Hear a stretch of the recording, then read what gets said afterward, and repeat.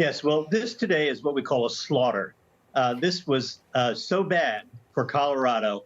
I expect a unanimous decision by the court. There may be some different reasoning by the various justices, but this is going to be 9-0, and it should be.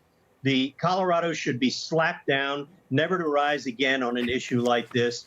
This was an embarrassing proceeding below. If you've read the record on it, it is truly a horrible proceeding, juvenile in many respects. The decision by the Colorado Supreme Court was sophomoric. The dissenters made great points in the Colorado case, and they were even cited today by Kavanaugh. This was a slam dunk for Trump, and the correct decision will be reached by the Supreme Court, and it'll settle the issue for the rest of the country. Yes, and that's what really needs to happen, because we see Maine and all these other states wanting to follow suit. And when you talked about Kavanaugh, he read a dissenting judge from the Colorado Supreme Court, who was a Democrat, who said, I've never seen anything like this in my 35 years. It was 4-3 for the Colorado Supreme Court.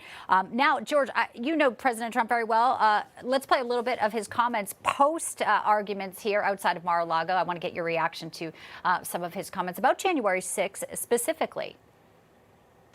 I said, peacefully and patriotically.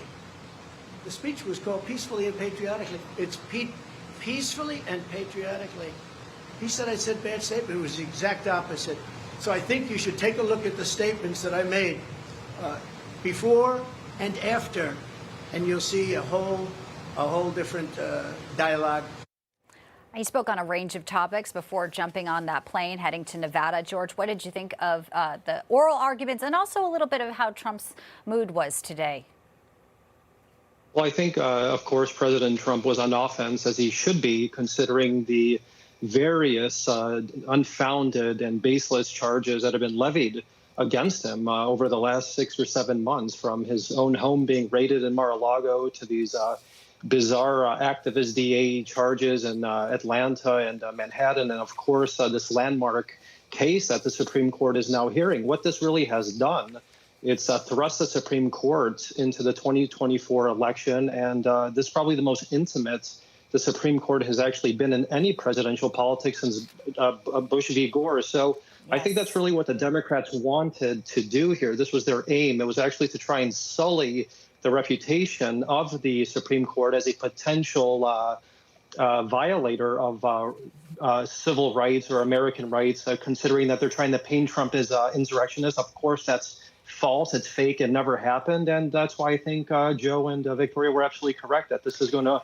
fall flat in the Supreme Court and Trump will be victorious. Yes, and while we have the great legal minds with us still, if you can look into your crystal ball and peer into it, Trump did allude to how he'll talk more about presidential immunity next week, because that obviously is something that SCOTUS can decide to pick up or not pick up. And this, has to do with the D.C. election case as well. Your thoughts on the Supreme Court, again, having such a hand in all of these cases with Donald Trump, Joe and Victoria? Well, if the Supreme Court reads the opinion by the D.C. Court of Appeals, they will have to take it up because it's such a sophomoric, and it's just an opinion that they reached a decision that they were going to find that Trump did not have immunity, and then they found all kinds of stupid precedents to apply to it, like. Yes, the president can break the law while he's president. Look at Bill Clinton. Having sex in the Oval Office is not within what the test is, presidential duties. And that's what the test is. Was the conduct that Trump indulged in within his presidential duties?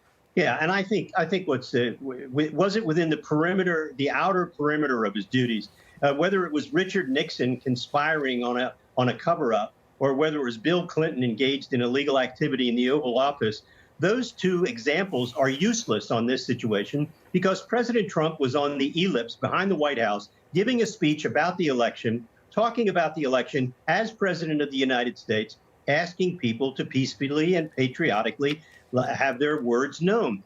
I think that the D.C. Circuit dealing with immunity wrote a rushed opinion. And when you rush an opinion to print, you get bad results. And anyone who reads that opinion will see that it's sloppy. Victoria's word sophomoric is apropos. It's almost juvenile in the way that it reaches conclusions. Yeah. Historically, it's sloppy. It's almost like they knew they were going to punt it.